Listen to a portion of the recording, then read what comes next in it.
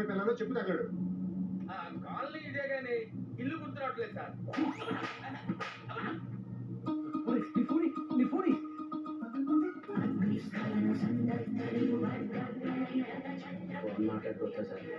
మాట్లాడచావు.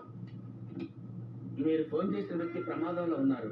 దయచేసి 4 నెలలు అది చేయండి. ప్రమాదం కొన్ని ఫోన్ కట్ చేస్తున్నాడు. ఎవరు ఫోన్ చేద్దాం? కృష్ణ శాస్త్రికి ఫోన్ చేద్దాం. వాడికి నువ్వురా.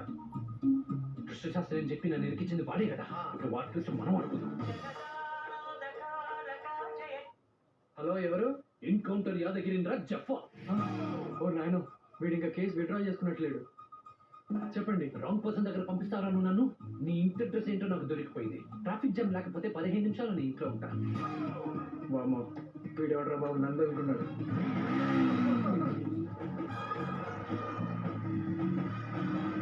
అయ్యో ఏమిట్రా కంగారు కంగారుగా ఎక్కడికి వెళ్తున్నావు? బతకడానికి ఎవరైనా వస్తే 1 మంత్ దాకా రానని చెప్పు. ఇదే ఇదే ఇదే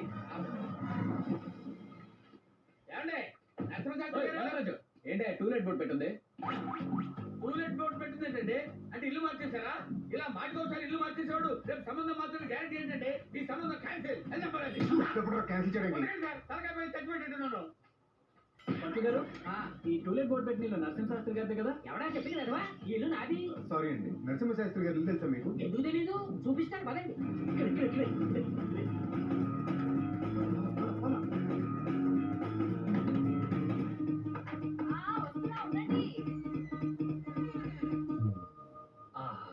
అమ్మ అంటే ఇలా ఉండాలి. జగదాంబ నిజమే, బయటకు జంబలకి పంబలే ఉన్నారు.